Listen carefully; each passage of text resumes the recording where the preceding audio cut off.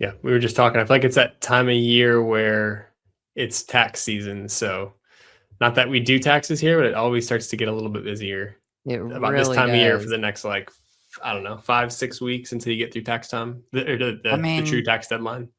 I thought it was like it seems like, oh yeah, people call, they want their taxes, they want their documents, all that. Yeah, I get that, but why is it's not it can't just be that makes it seem so busy right now.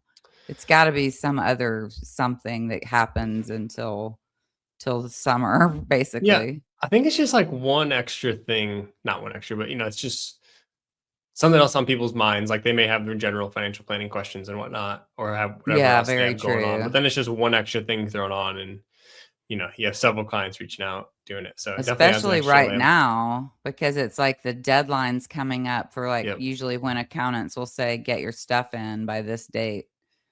But, Yep. yeah, so any clients out there listening, start getting your stuff ready. Yep. It's that time of year. I think I have one client who's done with their taxes. I Okay. like somebody else told me they were done too. I've sent So my stuff in, same. but, yeah, I don't expect to see anything for the next 3 weeks Yep. probably. Yeah. Yeah. It's kind of where I'm But, at too. yeah. So yeah, but at least there's some nicer weather going along with it, Oh, and it's I warmed know. up a little bit here. We're kind of in March, so I feel like Yeah, it's at least officially in March. at least in Nashville here, it's like there will definitely be some cold days still, but I feel like it's starting to warm up, and got the time change coming up this weekend for everybody who I forgot. know, Time thank change goodness. on Saturday into Sunday. So Yeah. don't forget about that. Yeah, this is the great one for it gets daylight longer, but it's like you lose an hour of sleep, so you kind of feel a little off that whole week, which seems weird just from losing an hour of sleep, but Yeah. I I don't don't know. know why that happens. But anyway, I like it because I like the daylight longer. I wish I we'd do like just it stay longer. in that one. I do hate that it stays darker a little bit longer in the mornings for a little while here. It's harder Yeah, to get because you up. get up at the crack of dawn.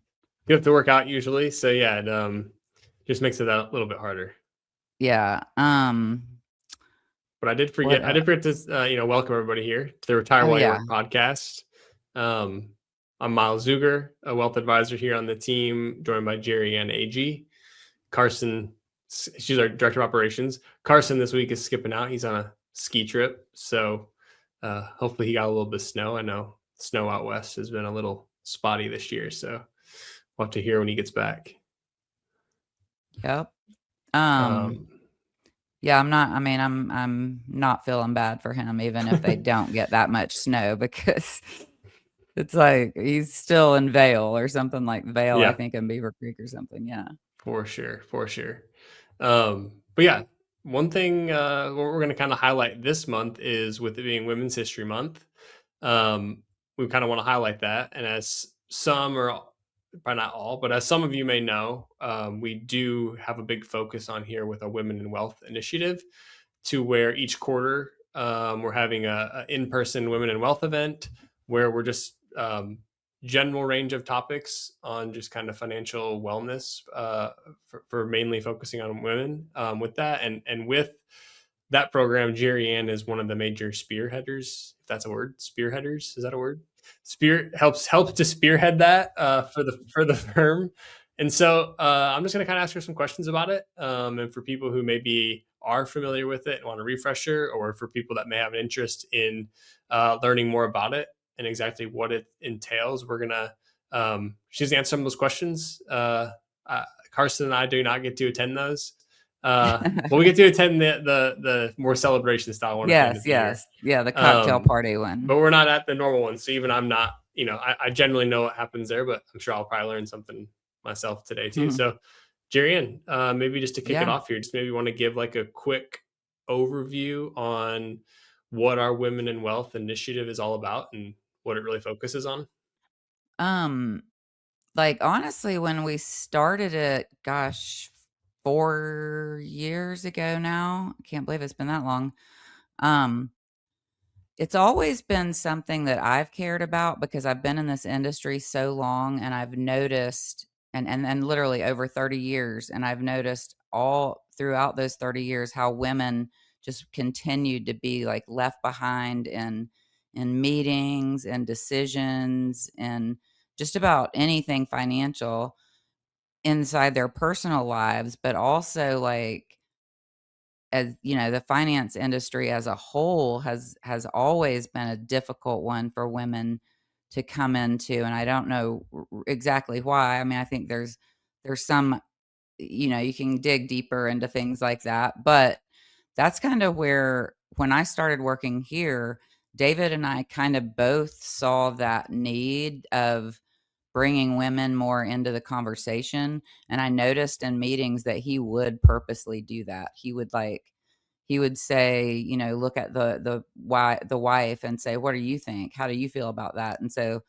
when we started this, it was all about, like, starting with our clients and the women, and we wanted to really just put something out there to help educate them on, really anything to do with money. We've talked about everything, under the sun about money. At this point, we're kinda having to dig deeper into some of our topics, but it's, so we decided to throw an event, and it went really well, and clients started bringing friends, and, um, I guess the first one is when we really said, "There's some stats out there that are kinda staggering for women," and that in a good way, and it's I think by the year 2030, women in the US will own 60% of all assets in the country. So, I mean, that alone is a reason why women need to inform themselves and, educate themselves on this kind of stuff. Yeah, I think that's great. Yeah, no, that was great, and I do agree. I think, yeah, I think it's something that we really try to make sure that the wife feels included when we're working with clients, because I think to your point, Jaren, it's just historically they have been kind of left to the wayside, or maybe with other teams or firms or advisors, whatever it may be. The husband is viewed as the decision maker. Yeah. When in reality, it's like probably a joint operation, to where it's like, Yeah. include everybody, Well, let their and voice be heard, let them feel empowered. it wasn't that long ago. I mean, yeah, this 1970s was a long time ago, but for this, that's women couldn't even open a checking account or get a loan or a credit card without a man signing off on it first, Wow. which is like blows my mind. Yeah, I And didn't know so, that.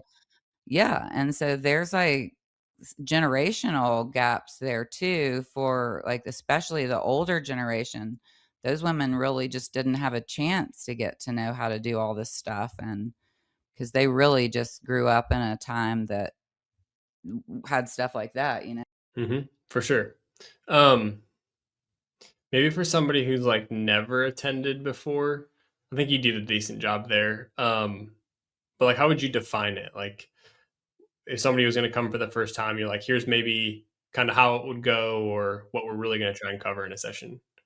So we have them usually at Thistle Farms, which if you're familiar with that, it's a 501(c)(3) here in town, a nonprofit that supports women. It's women, I think it's women own I don't know about what if it's women owned. I don't think if you can actually own that, but it's run by women who have been helped by this Thistle Farms Foundation or whatever you wanna call it, and that's kinda their goal is to help women in all aspects of life when they've been kinda given not an easy road to go down, and so that's one reason we have it there is because they do support women.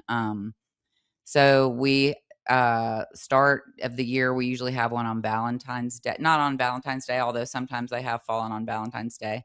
But they start around 11:30 and go to about 1. All you don't have to come the entire time, but 11:30 to 12 is kind of when everyone starts getting there. We have a buffet lunch. It's all free. That's one thing that we love is when people are like, "Oh, I don't know if I can come." We're like, "Okay, well, there's no cost and you can bring a friend." So that always seems to get their interest. But so then we have a speaker, like, well, I'll open up and introduce, kind of what we're doing. And then we usually have a speaker that will talk on various aspects of finance, like from the emotional pieces to, I mean, just exactly what a, mutual fund is or a stock or a bond. So it goes from one extreme to the other. I mean, they're very educational and the women love to like participate. Everybody sits in circles. It's kind of like tables of 8, I think. And so we make sure that we go to those tables and get women talking and they love talking. As you know, women love to talk. Ha ha, just kidding. No, but they do enjoy it and they, ask great questions and, we usually run out of time and we get so many new faces there, like, every time because 'cause we've kinda built up our list and people have been bringing friends and stuff, so, yeah.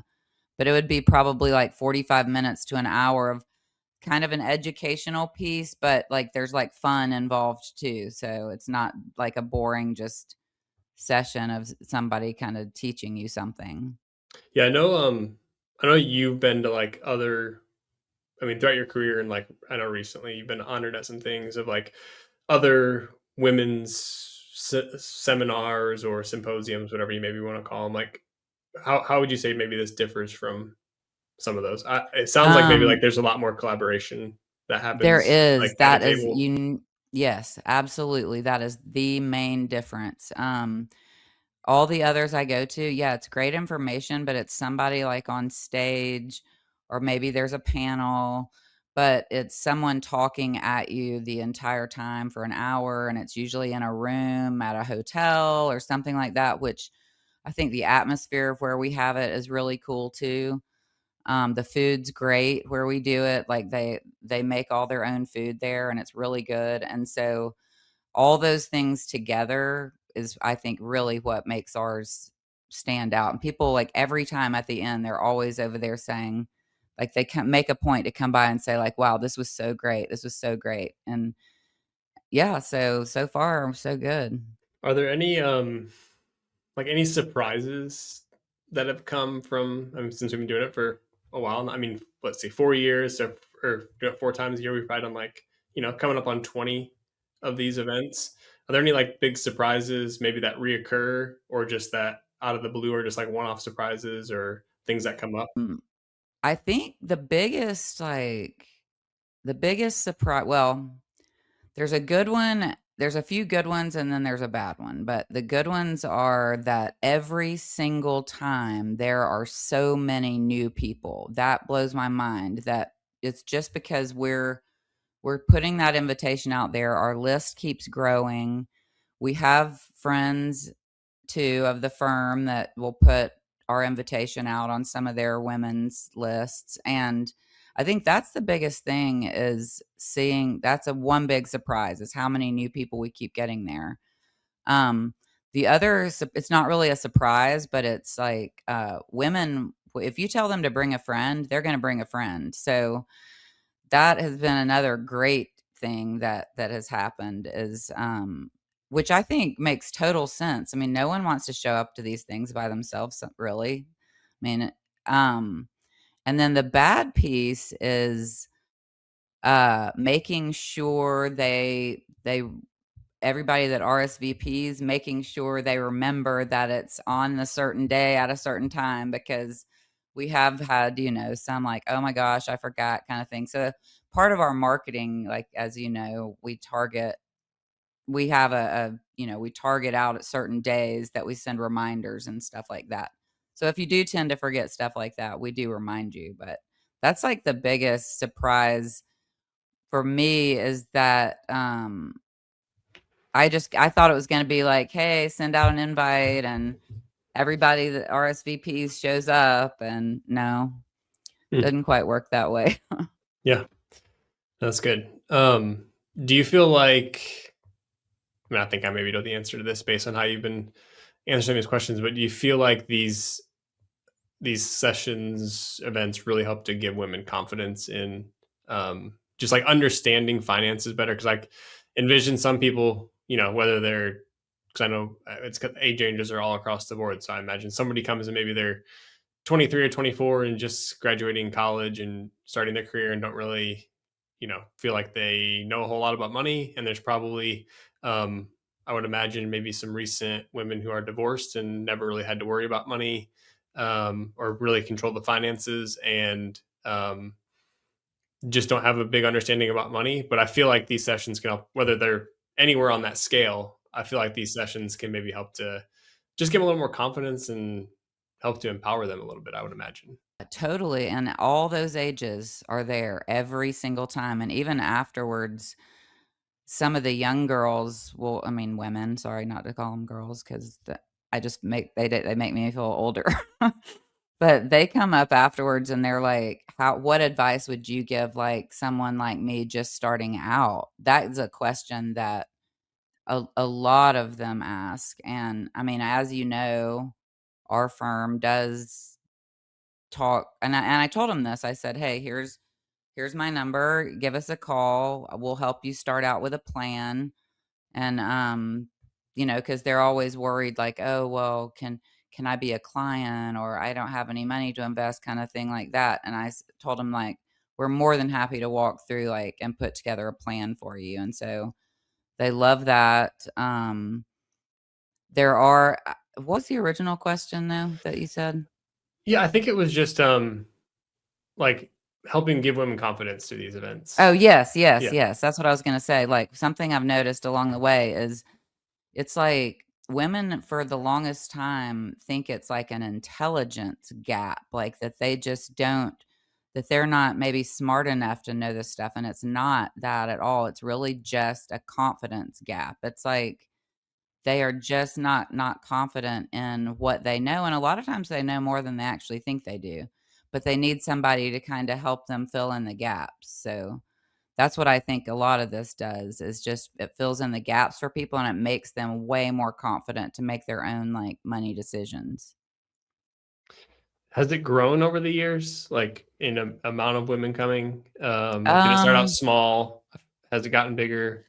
I feel like now every time you guys come back, you're like, "There was, like, 70 women there, and there yeah, was 60 new faces, and we really didn't even know anybody, but it was such a, like, great energy." Have yeah. they always been I mean, they about really that are. If size? No, they have grown a little bit. I think probably starting out, we were getting in the 40s to 50s. Then we got a few, like, really big ones up into the, like, 70s. I think it does it kind of averages out to we're around, like, the 50s, I think, every every quarter. And but they're not all the same people, which is great. So but we do have a lot of people that love to come to every one of them, and which is totally fine. And then the one we do in December is kind of like a thank you to everyone for coming over, you know, to the ones throughout the year, and it's like a fun, like, networking cocktail party. That's another big thing we're big on it, and the women in wealth stuff that we do is networking, letting other women network at our events and letting them speak up if they're women-owned small businesses. We like to highlight some of them each time, so they'll talk about what they do, and then there's usually, like, maybe, like, a free gift or something, but it's always really interesting stuff, so That's it's funny you said that. I was just gonna say that in the winter ones that I've been to, I've always thought it was pretty cool how you always pick a female or two. Usually they're a business owner, mhm. who could just kind of like highlight what they're doing and let other women know about it. And yeah, I've always just kind of thought it was cool how you guys give the Yeah, space or the floor to somebody to be able to just talk about themselves a little bit in their yeah. business and what they have going I on. mean, I mean, yeah, because that's a big floor there for a new business that's just starting out or just a small business, yeah, to just be in front of that many women. Yeah. Um, What impact this is a good question, actually, I'm looking at here. Kinda what impact do you hope that Women in Wealth has long term, um, just for women in the community? Yeah, I mean, long term, I would love to see well, I would love just women to feel, 1, more confident when it's coming when it's things about their finances, like what they need to do, what their goals are, what they're really saving for, what does retirement look like, all that stuff. I would love for everyone to be able to feel confident when they're talking about those kinda things, and, um, I would love to see more women in the industry. Working in the industry and, more women financial advisors and it's just been such like a man's world for so long. Like I would love to see more women. And I think when women like that confidence, they do have that confidence, then maybe they would be more interested in getting into this industry. That's good. Um, and like I said, kind of at the start, or anything else you want to cover, Jeri Anne? I just have a couple Uh things here. no, I'm good. I mean, I think that if anybody's listening and wants to attend, let us know because we'll add you to the list and you'll get a invitation. And one thing I was going to say too is, Jeri Anne, you have an email, like an email monthly. Is it monthly or weekly? How often do you Uh, send out your it's emails? it's usually it's about once a month, maybe Okay. every 3 weeks or so. Okay. Yeah. That email list that Jeri Ann sends, like women specific about events or just other financial planning Mhm. topics for women. And so one thing we'll be sure to do is have that link maybe where people can sign up when we resend this out, just to get a few more Yeah. readers on that, hopefully. Yeah, that'd be awesome. But I know you have great viewership on that every time you send that out, and good feedback Yeah. from women. So I think definitely want to include that. And I think, like I said at the start, it's Women's History Month, and so we've kind of wanted to kick off this month.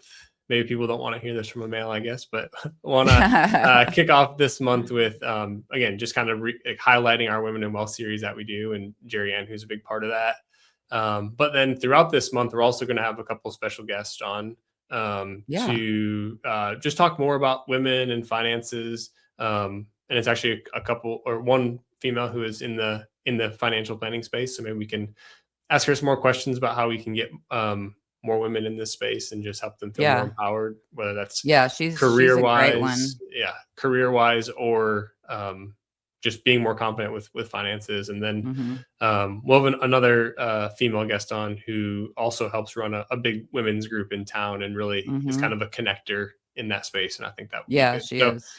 um, but with that, I mean, if there's any, and I would just throw this out for whether it's topics for us to hit on in this series or at maybe some upcoming events. Because I know, I mean, having done 20 or so different sessions, they're always trying to find new topics to talk about the Women Wealth event. So if anybody has anything that they would like to have covered there, we're all ears Yeah. on ideas there, and we're always brainstorming. And the biggest thing is we just want to make sure that those sessions provide the most value to Yeah. the attendees. Like we put them on for the women out there. So it's like, let's hope and make them the best that they can be and actually have topics that people are interested in. Yeah, for sure. Um, yeah. And I think so. I think, yeah. So, like I said, we'll be back with a Women in Wealth series the rest of this month here. I mean, I'm excited about it. I think this can be cool and really highlight the work we're doing in the community on this topic and just general financial planning, and hopefully make, even if women maybe aren't here locally in Nashville, but just want to feel more empowered about finance. Hopefully this is a space that they can get started on that journey, and can always reach out to us if they want to learn more about that and maybe aren't able to attend. Anything you want to say before we close here, Jerian? Yeah, definitely. No, I think, just, I think it's just like a special thing for me to do, just having been in this industry for a long time and seeing that women really love it and love to come to these and they feel so appreciative. I mean, I've just really enjoyed doing it. Awesome. Well, thank you so much for joining us here on the Retire While You Work podcast, and we'll see you guys this month for our Women Well series. Thanks.